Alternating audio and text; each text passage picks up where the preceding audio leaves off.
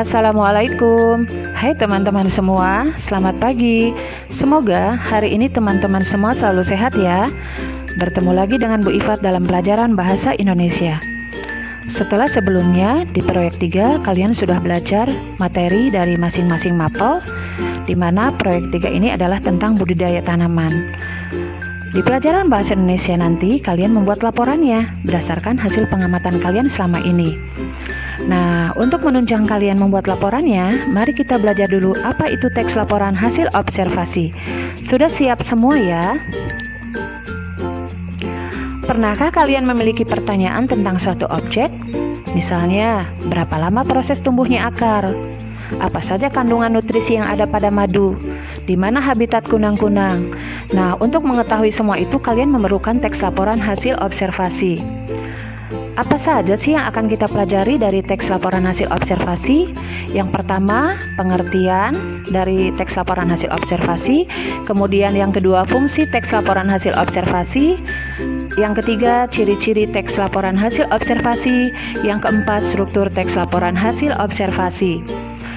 Apa itu teks laporan hasil observasi? Teks laporan hasil observasi merupakan sebuah teks yang berfungsi untuk menjelaskan informasi tentang suatu objek yang telah diamati. Teks hasil observasi tersebut mendeskripsikan bentuk, ciri, serta sifat umum dari suatu objek. Objek yang dijadikan observasi bermacam-macam, bisa manusia, hewan, tumbuhan, benda, serta beragam peristiwa lainnya yang sudah atau pernah terjadi di Indonesia. Ciri-ciri teks laporan hasil observasi. Pertama, bersifat objektif.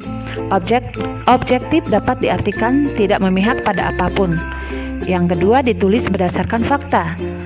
Teks laporan hasil observasi ditulis berdasarkan fakta yang sebenar-benarnya, tidak ada manipulasi data. Yang ketiga, objek yang dibahas dirinci bagian-bagiannya. Jadi objek dijelaskan secara detail berdasarkan bagian-bagian dari objek tersebut.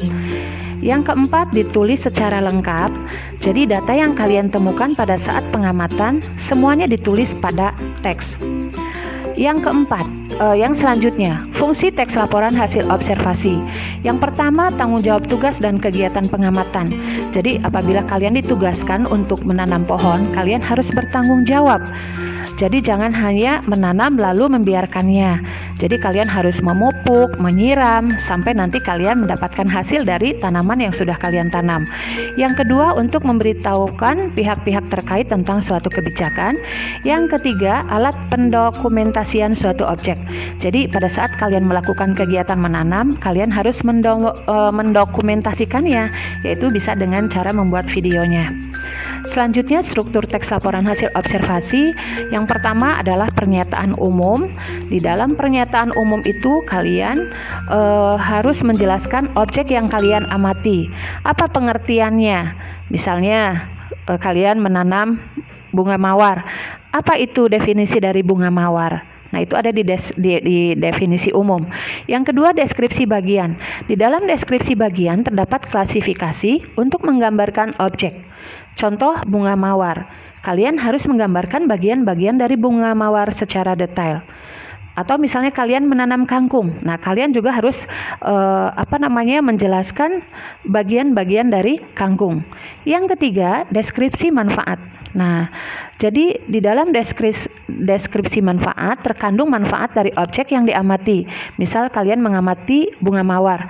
Apa manfaat dari bunga mawar? Atau misalnya kalian menanam kangkung. Apa manfaat dari kangkung? Nah, yang terakhir simpulan. Simpulan itu bisa ada, bisa tidak. Di sini Ibu berikan contoh dari objek bunga mawar.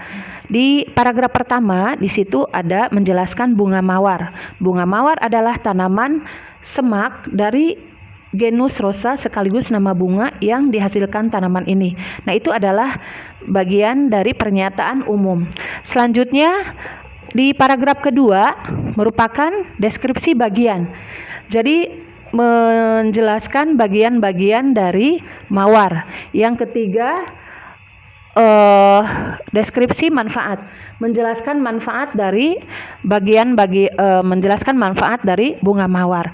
Nah, ini selanjutnya sudah selesai. Kalian sudah paham ya apa itu teks laporan hasil observasi?